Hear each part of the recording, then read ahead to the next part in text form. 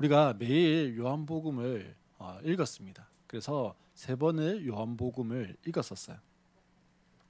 요한복음에서 자주 우리가 읽는 동안 등장하는 단어들인데요. 그 중에 하나가 오늘 이 본문에 나오는 바리새파 혹은 바리새인 이런 단어가 종종 등장하게 되어집니다. 예수님과 연관되어져 있는 그런 사건들에 꼭 등장하는 게 이 바리새파 혹은 바리새인들 이런 사람들입니다. 그래서 우리가 먼저 오늘 본문을 이해하기 전에요. 이 바리새파라고 하는 사람들이 어떤 사람들인지 좀 먼저 알 필요가 있는 것 같습니다. 이 첫째는요, 바리새인이라고 하는 겁니다. 이스라엘의 역사를 살펴보면요, 예수님이 오시기 기원전에, 예수님 오시기 전 200년에서 100년 사이에 나라가 망했다가 잠시 독립을 하는 때가 있습니다. 이때 로마 통치 아래 있었을 때였는데 마카비라고 하는 마카비 형제가 잠시 저항을 하고 독립을 하게 되어집니다.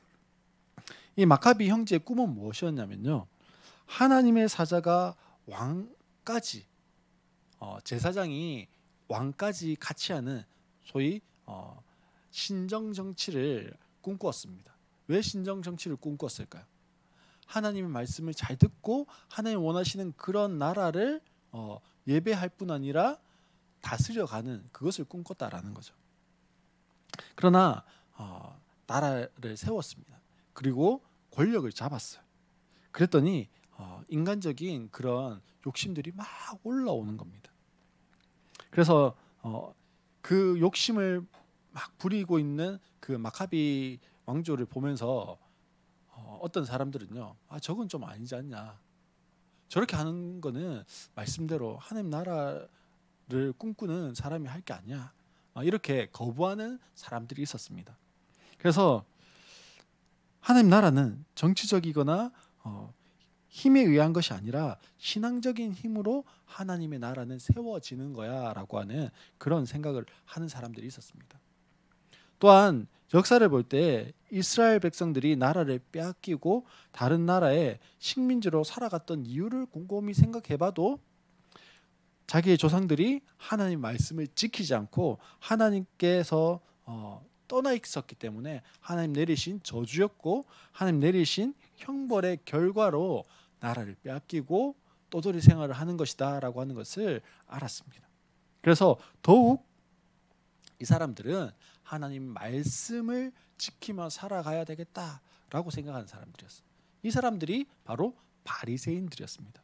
그래서 바리새인들이 생각할 때 우리 이스라엘이 하나님의 말씀, 즉 율법을 철저하게 지키면 메시아가 와서 우리를 구원해 줄 거야 라고 생각했어요. 이 구원에는 지금 나라가 빼앗겨서 로마의 식민지로 있는데 거기로부터 또 구원해 주고 우리를 어디로요?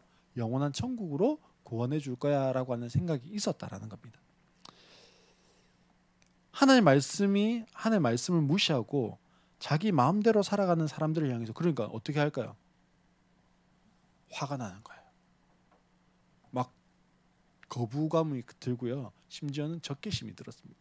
그래서 어떻게 해요? 신앙을 철저하게 지키려고 했어요. 왜요? 왜 신앙을 그렇게 철저하게 지키려고 했을까요? 신앙을 철저하게 지키지 않았더니 하나님 무엇이 있었습니까? 심판과 저주와 형벌이 있었어요.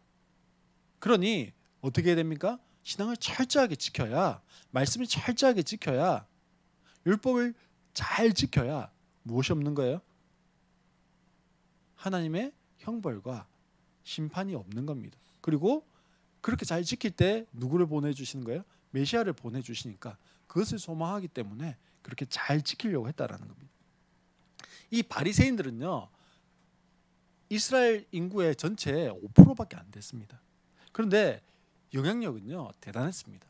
한 90% 이상이 90%? 예, 그까지는 안 되겠네요. 많은 사람들이 이 바리새인들을 따르려고 했어요.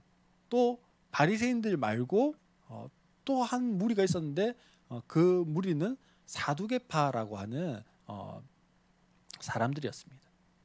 늘 싸웠어요. 늘 정치적으로 대립하는 사람들이었습니다. 근데 이 바리새파는요, 종교적으로는 종교 지도자들이었습니다. 5%밖에 안 되지만 종교 지도자들이었어요. 그래서 종교적인 권력을 가지고 있었습니다. 그리고 이 종교적인 권력을 가지고 있기 때문에 뒤따르는 것이 무엇이었냐면 종교세를 받았어요. 종교세를 받으니까 무엇이 있습니까? 재물이 있습니다. 재물이. 그래서 이 바리새인들은 처음 그 마음과는 다르게 종교 권력도 가지게 되어졌고 막대한 재물도 가지는 그런 그 당시에 가장 힘 있는 사람들이 이 바리새파 사람들, 바리새인들이었습니다. 그러면서 자신들의 기득권을 지키기 위해서 아주 노력했던 사람입니다. 자신의 기득권이라고 하는 것을 무너뜨리려고 하는 대상이 나타났어요. 그게 누굽니까? 예수님이에요. 예수님. 그래서 예수님 오셨을 때 이 예수님을 가장 적대시했던 사람들이 또 바리새인들이기도 했습니다. 두 번째는요, 이 바리새인들이 모이는, 즉 자신들의 권력의 핵심이 되어지는 것이 있는데요. 그게 뭐냐면 공회입니다. 공회. 성경에서 사내들인 혹은 공회라고 하는 말로 쓰여져 있습니다. 오늘 본문에도 이 니고데모라고 하는 사람에 대해서 이야기할 때에요, 이 니고데모가 이 공회원이었습니다. 사내들인의 공회원이었습니다. 이스라엘이 지금 로마의 통치 아래에 있었어요. 로마의 통치 아래에 있단 말은 식민지잖아요. 근데 로마는 이방인들이에요. 자신들의 법으로는요, 뭐 이게 전혀 문제가 안 되는 거예요. 근데 이스라엘 사람들이요, 자꾸만 로마 사람들에게 와가지고 뭐를 이야기하냐면 이 사람이요, 우리의 그 종교를 따라서 종교의 법을 어겼어요. 그러니까 좀 처벌해 주세요. 자기 법으로는, 로마 법으로는 처벌할 게 없어요. 근데 자기들 법에는 이 처벌 대상이 된다라는 거예요. 그러니까 그걸 일일이 해주기가 귀찮잖아요. 피곤해요.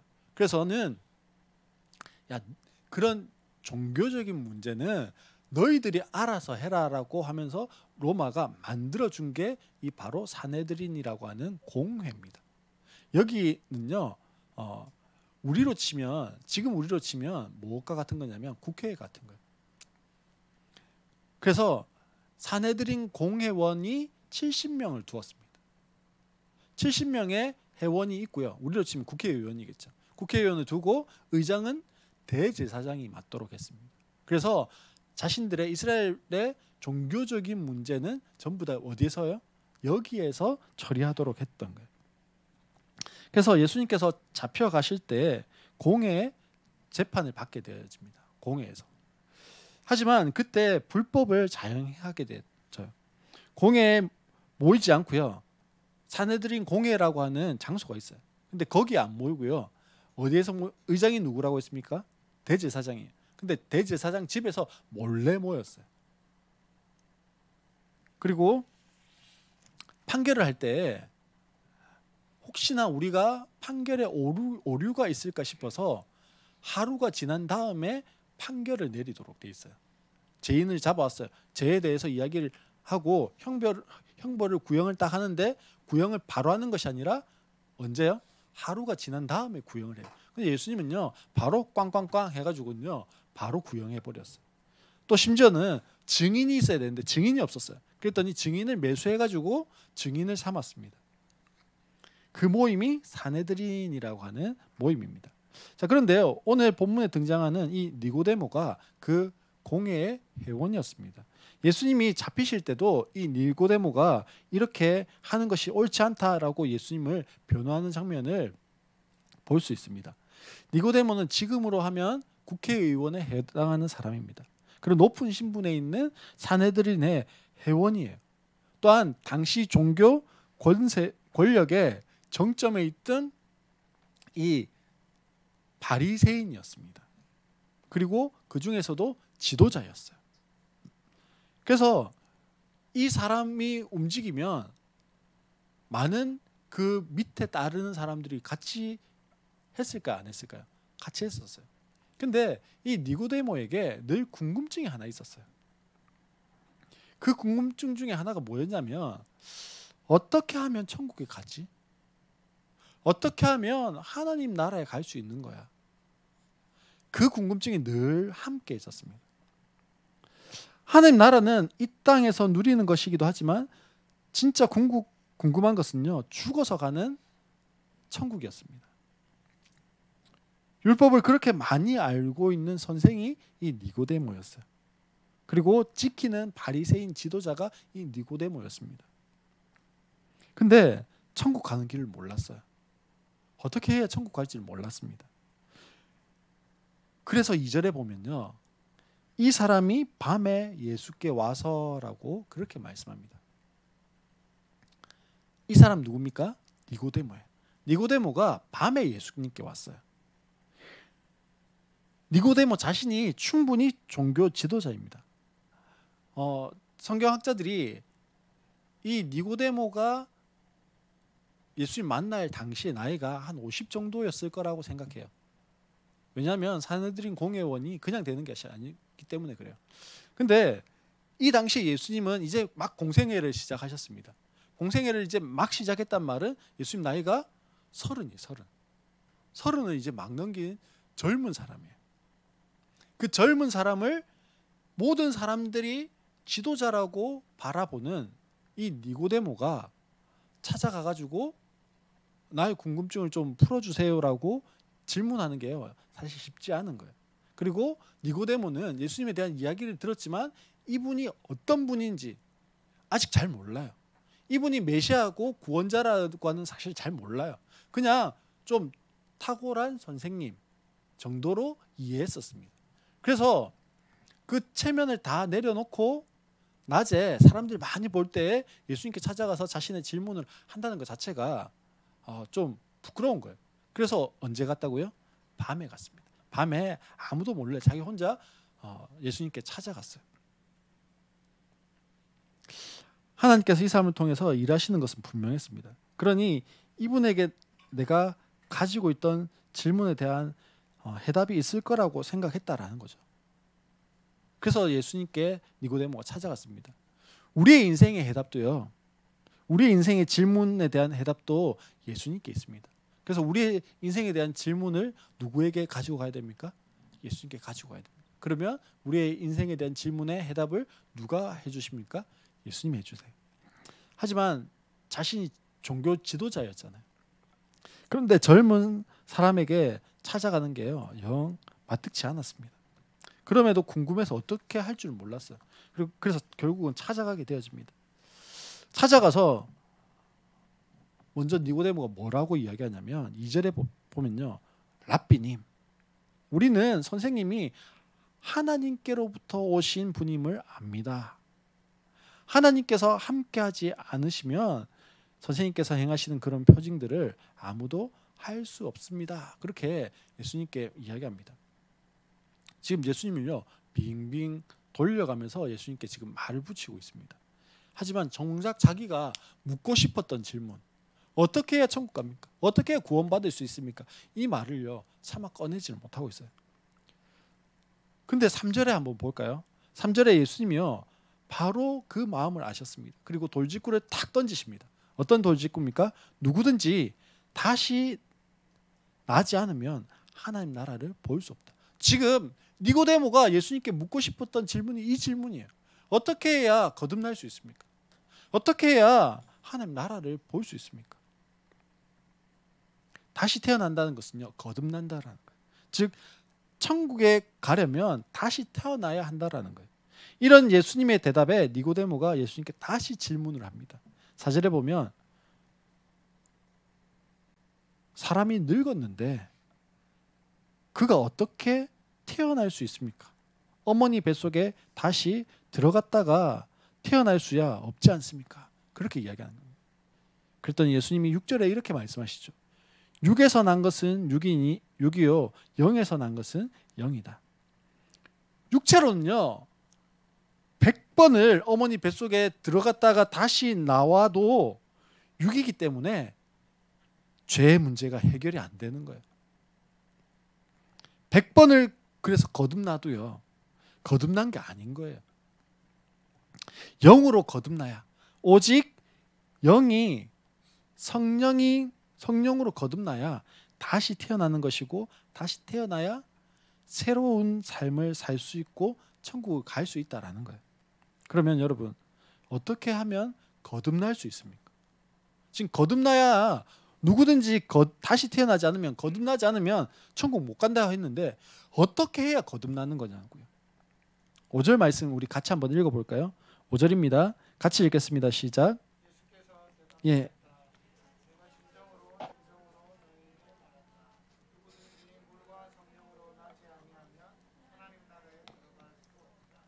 예, 예수님이요 내가 진정으로 이렇게 말씀하시는 건요 아주 중요할 때, 강조하시고 싶을 때, 그때 뭐 한다고요? 내가 진정으로 뭐 개역개정에서는 내가 진실로 이렇게 했는데요, 잘 들어봐 이 말이에요. 그리고는요 거듭나는 게 어떻게 해야 거듭난다고 말씀합니까? 물과 성령으로 나지 않으면, 이렇게 이야기합니다. 즉 거듭나기 위해서는 무엇과 무엇으로 거듭나야 돼요? 물과 성령으로 거듭나야 됩니다. 물은 뭐고 성령은 성령 알겠어요. 그럼 물은 뭘까요? 물로 거듭난대요. 물로 거듭나는 게 뭘까요? 보행자매.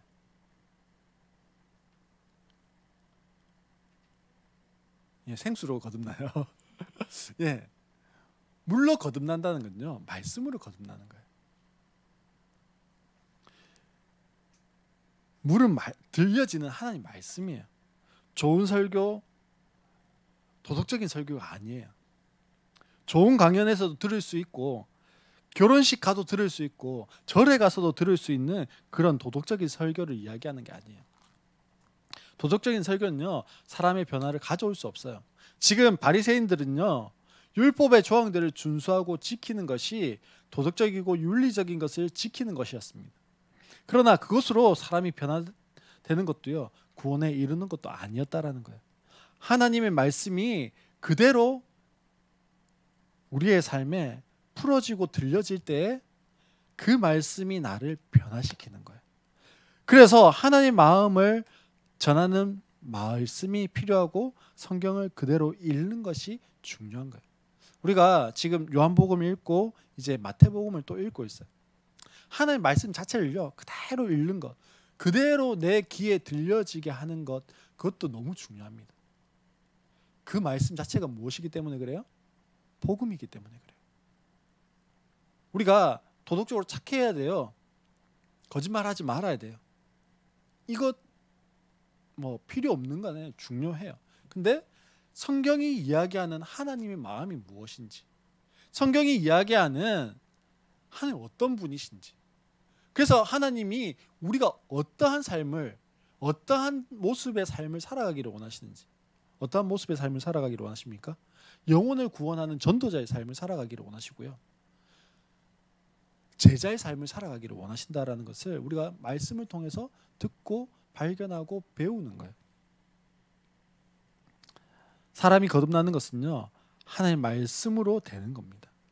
하나님의 말씀이 들려지는 자리, 하나님의 말씀을 읽는 자리에 있을 때 사람이 거듭나게 되어진다라는 거예요. 그런데요 하나님 말씀이 있다고 다 거듭나는 게 아니에요. 창세기에 보면요 사단이 뱀에게 싹 들어가가지고 여자 하와를 꼬실 때 뭘로 꼬십니까? 말씀으로 꼬십니다. 하나님 말씀하신 걸요 살짝 뒤틀어서 꼬십니다. 예수님이요 40일 동안 금식하신 이후에 뭐 할 때요? 마귀에게 시험 받으실 때 마귀가 뭘로 시험하는 줄 아세요? 시편에 나오는 말씀들을 가지고 유혹합니다. 시험해요.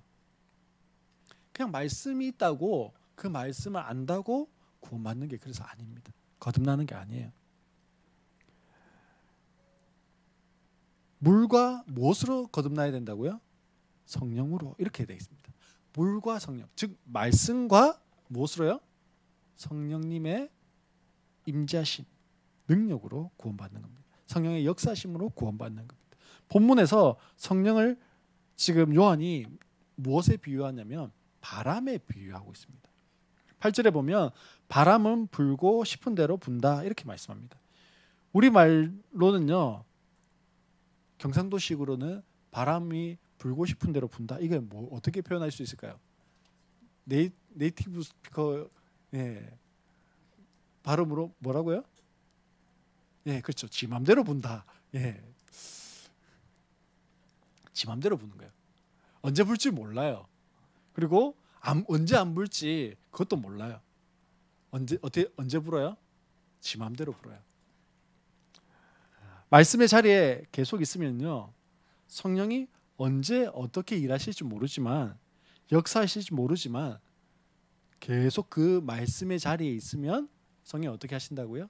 일하세요. 성령이 역사하세요.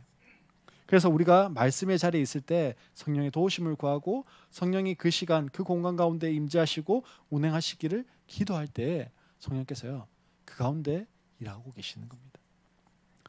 성령의 바람이요 강하게 불 수 있습니다.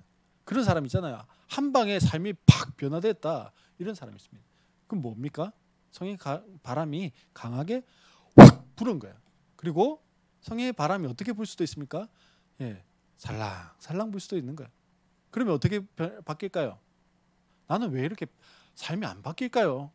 나는 왜 말씀을 듣는데 기도를 하는데 왜 나는 늘 똑같은 것 같을까요?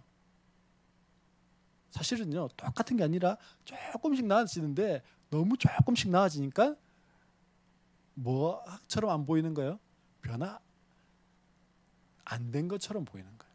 변화된 게 안 보이는 거죠. 왜 그렇습니까? 성령이요 바람이 그냥 불다가 조금 더 바뀌고 싶을 정도로 불려고 하는데 주님 오늘 여기까지야 뭐 이러고 가서 그렇겠죠. 어떻게 하든지 말씀의 자리에 성령이 그 시간 그 공간 가운데 역사하실 때 무엇이 일어납니까?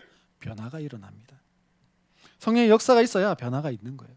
그래서 교회를 선택할 때 말씀이 있는 교회, 말씀이 있는 다 말씀이 있잖아요. 어떤 말씀이 있어야 돼요? 하나님의 마음이 전해지는 말씀, 복음이 전해지는 말씀, 그리고 성령을 인정하고요. 성령의 임재와 운행하심을 구하시는 그런 교회여야 됩니다. 그런 교회를 선택해야 되는 거예요. 그런 의미에서 우리 교회 성도들은 어떻습니까? 참 잘 선택하신 겁니다. 그런데 지금까지 우리가 습득된 많은 정보들은요, 내 삶이 좀 변해야 거듭나지 않을까라는 거예요. 아니 내가 좀 그래도 착하게 살고 내 삶에 좀 성령님을 초청하고 내 삶 가운데 말씀을 좀 들어서 그래도 변화된 삶을 살고 난 다음에 하나님께 하나님 나 이제 거듭나게 해주세요. 이렇게 해야 벼룩도 뭐가 있어요? 낯짝이 있어요. 좀 면이 쓰는 거지. 내가 지금 마치 저 공사판에서 일 막 하고 와가지고 먼지 구덩이 있는 것 같은 내 그 더러운 모습으로 하나님께 나를 거듭나게 해주세요. 이거는 뭐가 없는 거예요? 양심이 없어도 너무 없는 거다. 그렇게 생각할 수 있습니다. 하지만 삶이 변화되어야 거듭나는 게 아니고요. 거듭나야 삶이 변화되는 거예요. 우리가 지금 이 상태에서는요. 아무리 발부중 쳐도 거듭날 수가 없어요. 근데 하나님이요. 우리를 어떻게 해요? 다 끄집어 올려가지고 그 깨끗함의 장소, 목욕탕 같은 그 우리의 죄를 씻길 수 있는 그 장소에 갖다 놔야 우리의 죄를 씻고 그 이후에 어떻게 해요? 거룩한 삶을 살 수 있는 거예요. 변화된 삶을 살 수 있는 겁니다.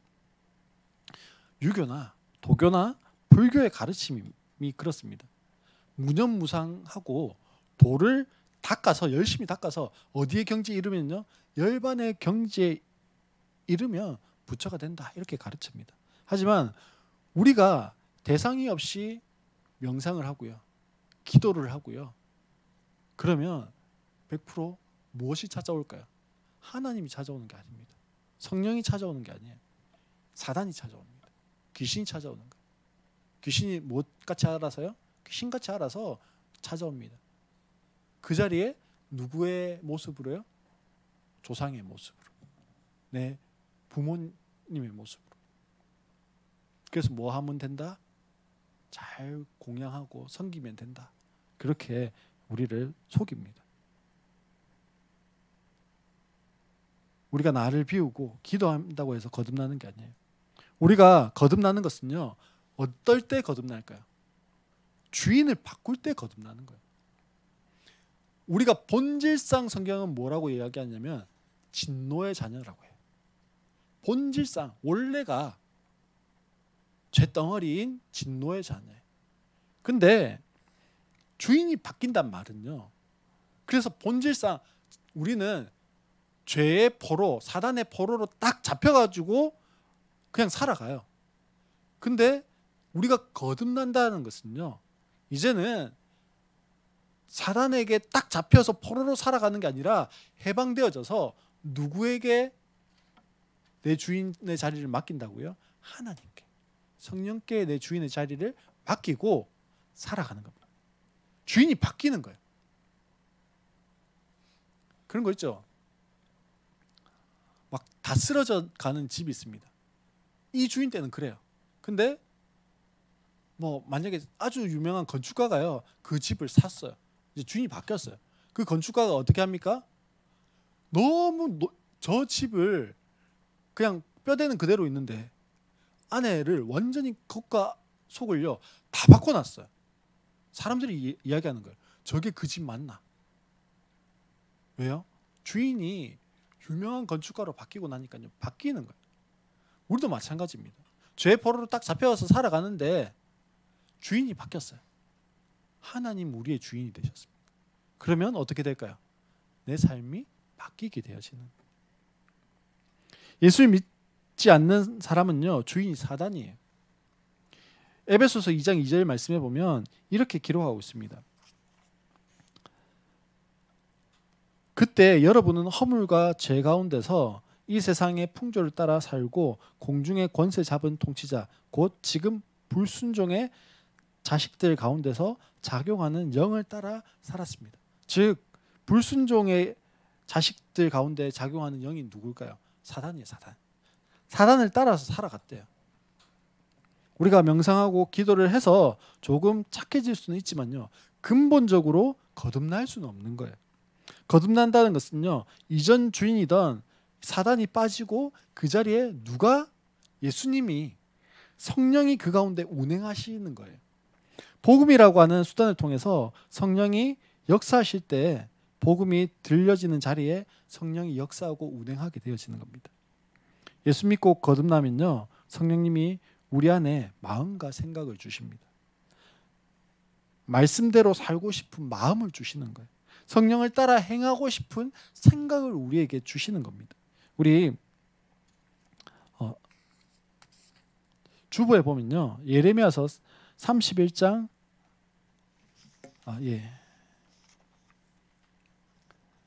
31장 33절 말씀이 있습니다. 우리 같이 한번 읽어볼까요? 시작. 내가 이스라엘 가문과 언약을 세울 것이니 나는 나의 율법을 그들의 가슴 속에 넣어주며 그들의 마음판에 새겨 기록하여 나는 그들의 하나님이 되고 그들은 나의 백성이 될 것이다. 나 주의 말이다. 라고 말씀합니다. 옛 언약에서는요, 법이 돌판에 기록되어졌어요. 돌판에 기록된 법이 뭘까요? 십계명이에요. 십계명. 그래서 내 안에 성령이 없었어요. 하나님의 언약은 계속해서 이것을 해라, 이것을 하지 마라, 그렇게 말씀하는데요, 내 악한 본성이요, 하라고 하는 것은 어떻습니까? 하기 싫고요. 하지 마라고 하는 것은 더 하고 싶은 거예요. 그래서 하나님이 약속하신 새 언약이 있습니다. 예수님이 오시고 성령님이 너희에게 부어지면 말씀대로 살 마음과 생각을 주시겠다라고 그렇게 약속하신 거예요. 그래서 성령이 오시면 말씀대로 살고 싶은 마음을 우리에게 주십니다. 그리고 다음으로 성령이 오시면 말씀대로 살 수 있는 힘을 주시는 거예요. 우리가 말씀대로 살고 싶은데요, 말씀대로 안 사라져요. 우리가 살려고 하면 그래요. 근데 누가 힘을 주셔야 돼요? 성령이 우리에게 힘을 주셔야 됩니다. 아무리 말씀대로 살고 싶어도요, 성령이 아니면 살 수 없습니다. 고린도후서 5장 17절 말씀에 보면 주보에 있습니다. 누구든지 그리스도 안에 있으면 그는 새로운 피조물입니다. 옛것은 지나갔습니다. 보십시오. 새 것이 되었습니다. 라고 말씀합니다. 성령이 내 속에 들어오셔서 거듭나면요, 우리에게 두 가지의 변화가 일어나게 되어집니다. 어떤 두 가지의 변화가 일어날까요? 첫 번째는요, 성품의 변화가 일어납니다. 갈라디아서 5장 19절 이하의 말씀에 보면요, 육체의 행실은 환히 드러날 것입니다. 우리의 육체의 모습이 환히 드러난대요. 어떤 모습이 드러날까요? 곧 음행과 더러움과 방탕함과 이런 육체의 행실이 드러납니다. 20절에도 보면요, 계속해서 이 육체의 행실에 대해서 이야기하는데, 음행, 더러움, 방탕, 우상숭배, 마술, 원수맺기, 다툼, 시기, 분냄, 분쟁, 분열, 파당, 질투, 술취함, 흥청망청, 먹고 마시는 노름, 뭐 이런 것들이라고 육체의 행실을 쭉 열거하고 있습니다. 이 가운데서요, 음행, 더러움, 방탕이라고 하는 것은 성적인 죄예요. 우상숭배, 마술은요, 종교적인 죄입니다. 원수맺음, 다툼, 시기, 분냄, 분쟁, 분열, 파당, 질투는요, 관계의 분리를 가져오는 죄예요. 술 취함, 흥청, 망청, 먹고 마시는 노름은요, 먹는 것과 관련되어진 죄입니다. 그런데 22절 말씀에 보면요, 이렇게 기록하고 있습니다. 성령의 열매는 사랑과 기쁨과 화평과 인내와 친절과 선함과 신실과 온유와 절제라고 성령의 열매에 대해서 말씀하고 있습니다. 이 9가지의 성령의 열매는요, 다르게 이야기하면 성령의 성품입니다. 나와 나의 삶과 관계되어져 있는 성품들입니다. 성령이 내 속에 오면요, 그냥 가만히 계신 게 아니에요. 성령이 충만할수록 그분의 성품이 내 안에 어떻게 될까요? 더 많이 젖어들게 되어집니다.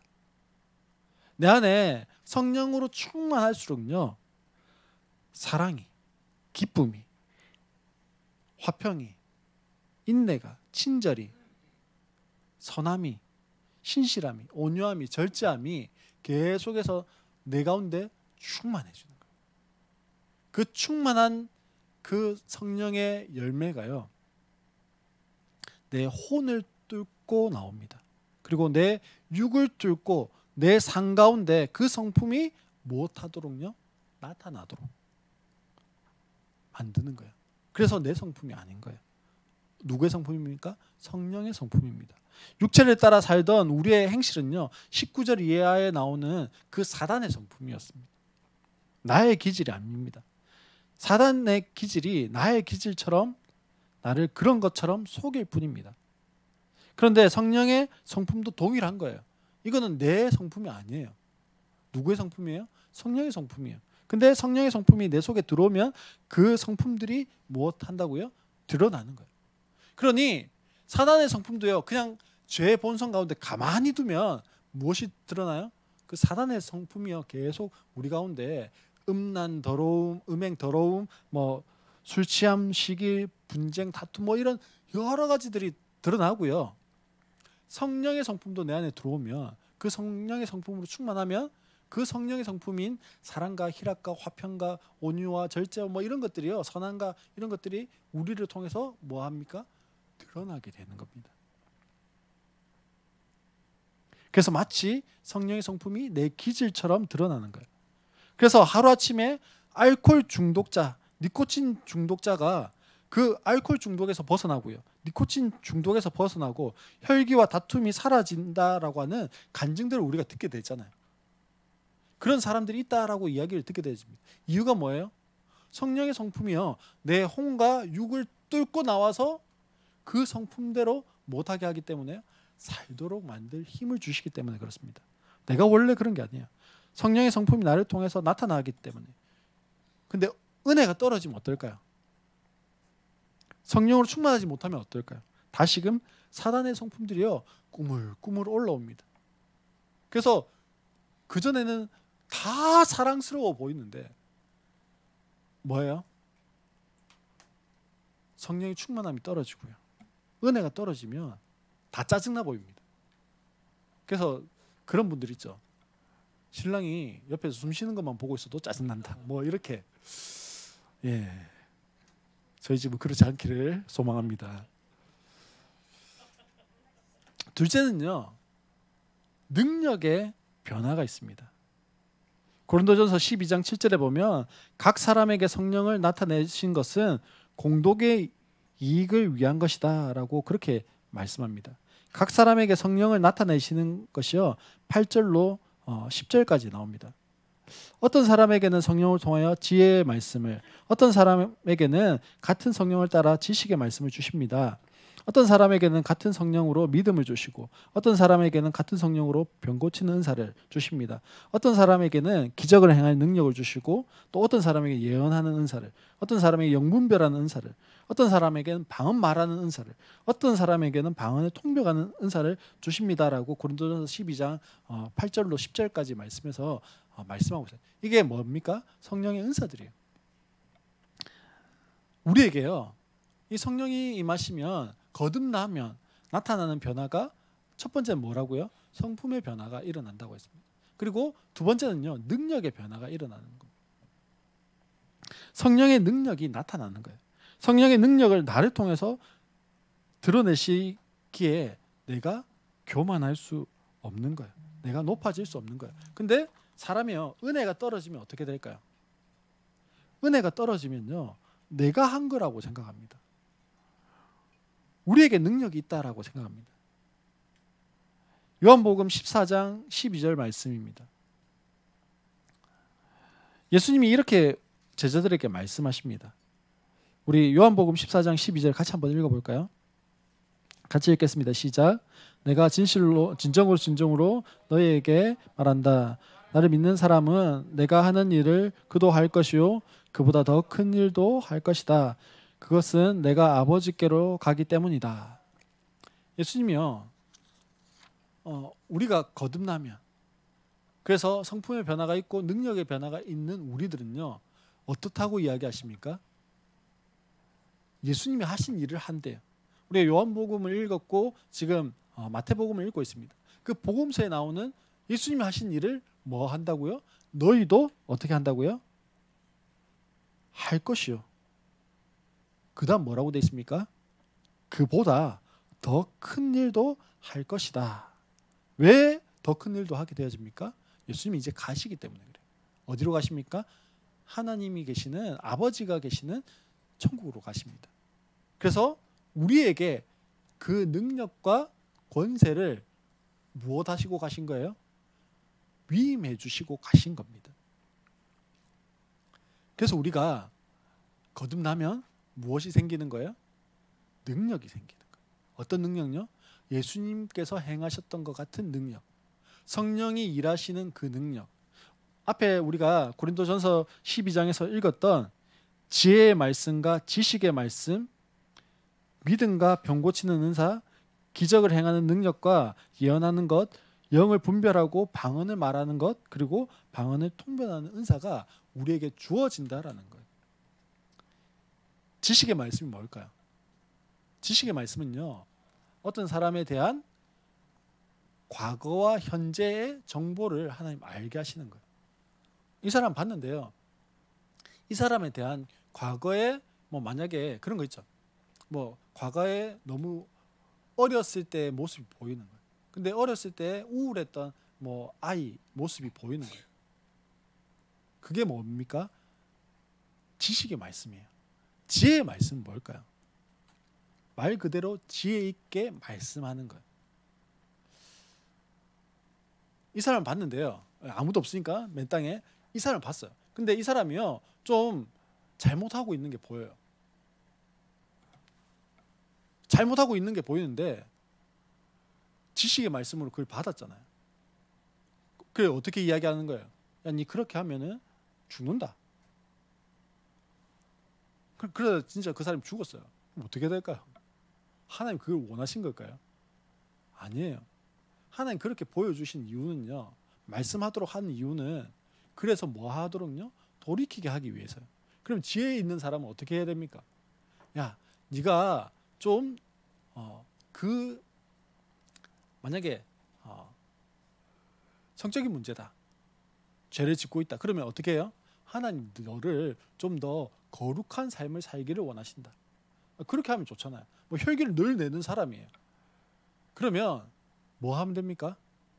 예, 사랑하는 사람, 온유한 사람이 됐으면 좋겠다. 뭐 이렇게 이야기하는 거예요. 예언한다는 것은요, 미래적인 것입니다. 미래적인 것을 말하는 사람이에요. 근데 이게 사실 우리하고는 어떻습니까? 먼 이야기잖아요.